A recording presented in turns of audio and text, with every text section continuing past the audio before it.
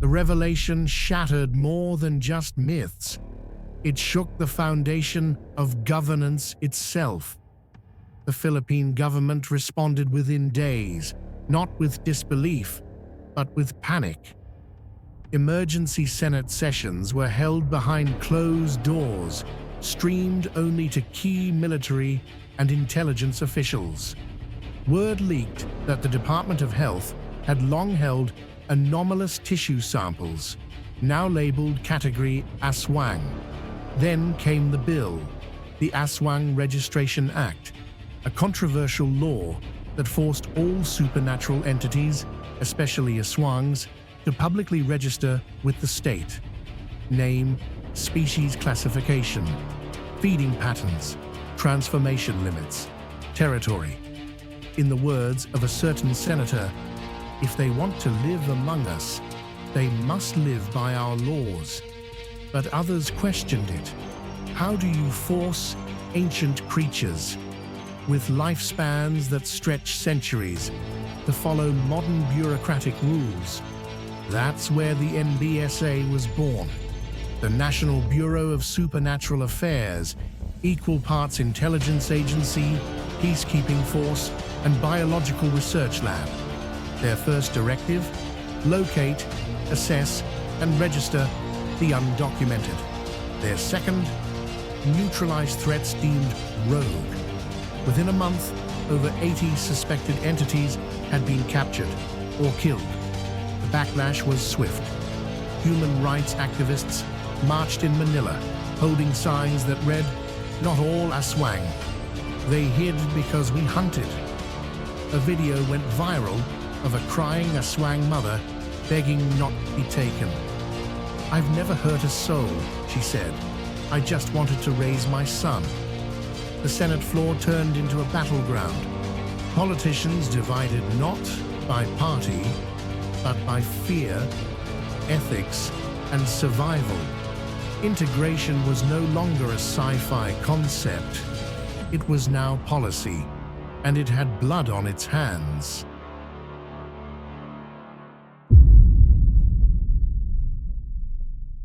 They always said, children are the future. But when the future involved kids sprouting claws or eating raw liver at lunch, the Department of Education had to move fast. Just months after the reveal, a brand new subject entered the national curriculum: creature studies. Yes, that's real now. From grade 1 to 12, students were taught how to distinguish folklore from facts. They learned the difference between a manananggal and a tik-tik, how transformation triggers work, and how to avoid saying things like "sana all" to a classmate who can literally shapeshift.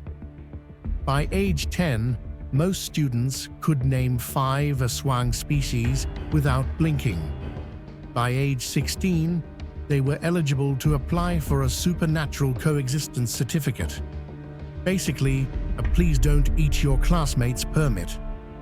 In city schools, the changes hit harder. New classmates appeared. A pale boy who never ate lunch. A girl whose shadow moved even when she didn't. Most teachers didn't comment. Most students pretended not to notice. But TikTok did. And let's just say, #AninoGirl went viral fast. The government quietly offered scholarships for registered young Aswangs. Publicly, they were called minority integration programs. Privately, it was the government saying, "Here's free college. Just don't turn your classmates into dinner." But not everyone felt safe. Because it's one thing to read about monsters. It's another to sit beside one during homeroom, to borrow a pen from someone whose eyes glint under UV light, to share recess with a friend who smells blood before you even get a paper cut.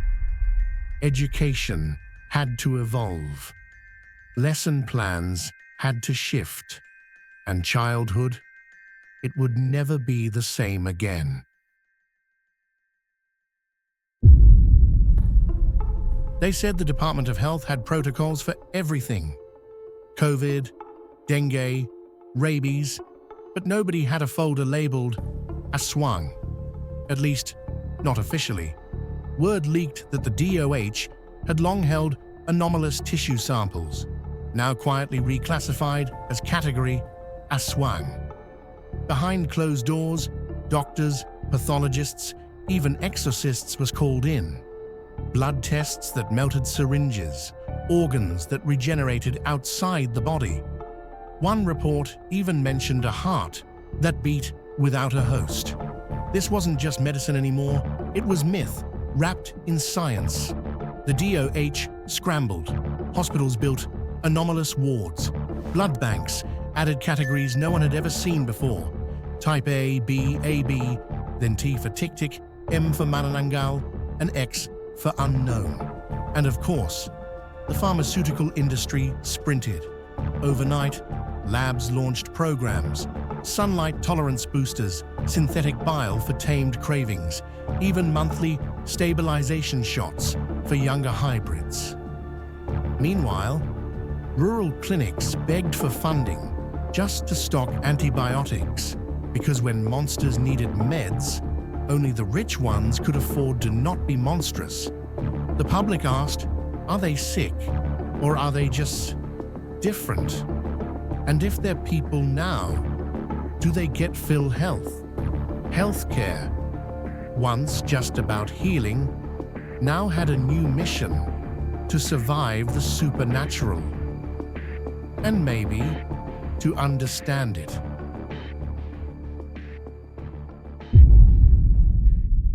The world didn't end. No apocalypse, no mass extinction, just Monday. Because even monsters need to pay bills. Once the panic faded, another question emerged. Where do Aswangs work? Turns out, everywhere. At call centers, night shifts became premium slots. That guy who never takes lunch. Probably not human. At wet markets, people whispered about the butcher who smells the meat before he cuts it.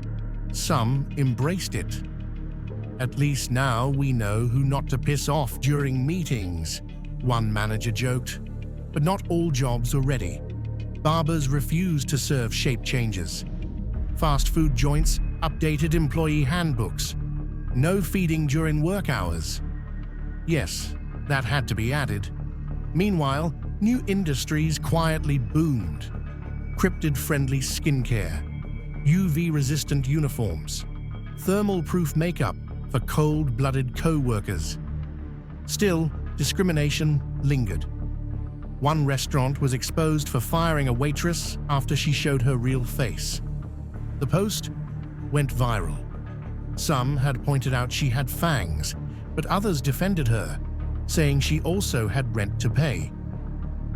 And then came the unions. Groups like Makatar began protesting, demanding fair wages, night shift protections, blood allowances. Yes, blood allowances. The world was changing. Work was no longer just about grind culture. Now it was about coexistence, about asking, how do you team build with someone who sheds feathers during full moons?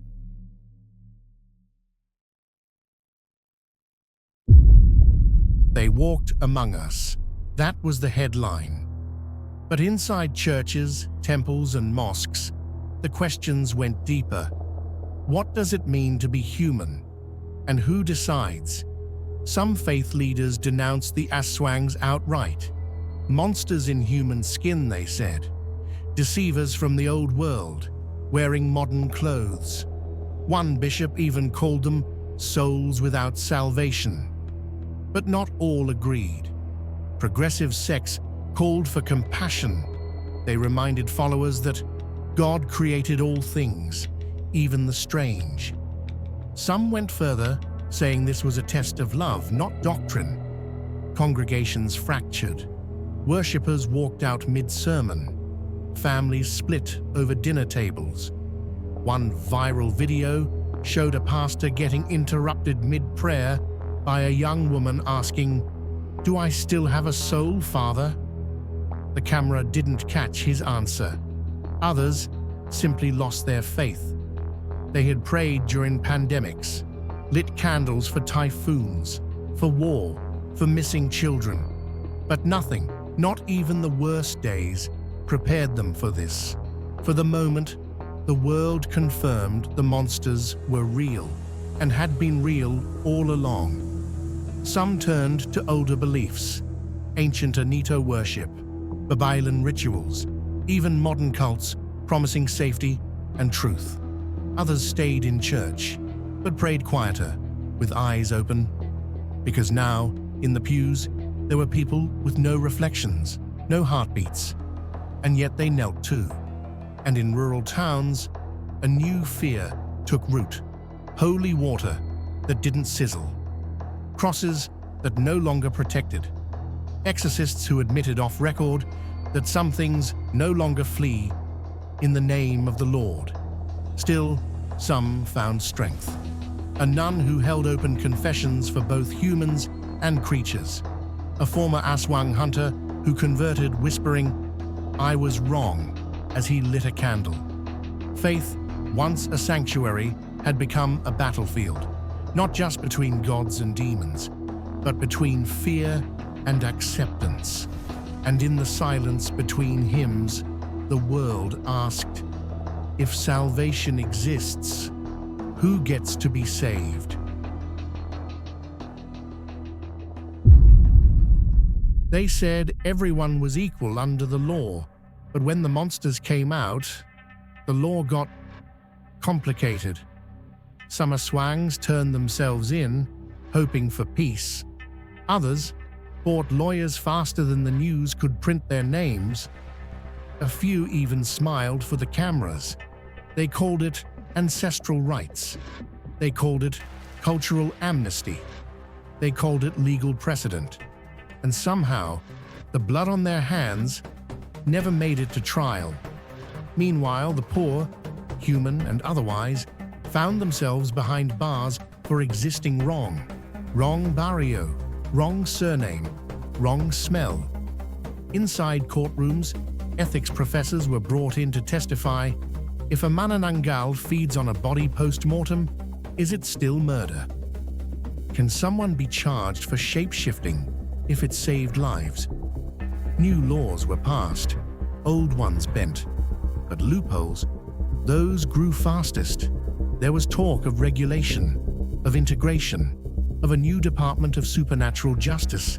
But trust didn't come easy, especially not when a wealthy Tikbalang landlord, caught devouring livestock, was quietly relocated to a gated village, while a street-level Tianak, caught begging, was exercised in broad daylight. No trial, no press, just another chalk outline in the sun. So some people fought back. One rogue faction, human and Aswang alike, declared enough was enough. They called themselves Tagubalin, a shadow group broadcasting hacked footage of secret trials and detained hybrids. Their message, if justice is blind, we'll give her new eyes. Now the courts are overwhelmed. Prisons are split between mortal and myth. And in the chaos, the question lingers, can a justice system built for humans ever judge something older and darker fairly?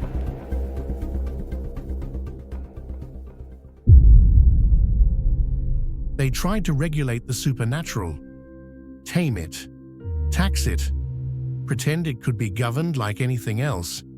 But justice didn't come from the top. It came from a glitch in the system, from closed doors forced open, and trials the public was never meant to see. One night, a detention center went dark. The next morning, the cells were empty. They called it vandalism, terrorism, fake news, but the streets called it something else, truth. A nurse refused to turn patients away, even if her own blood wasn't human. An Amaranhig led a walkout in the haciendas. No more silence, no more shadow work, Even humans joined the breach. Whistleblowers, hackers, old enemies, choosing sides. The courts were built for humans, but the war isn't.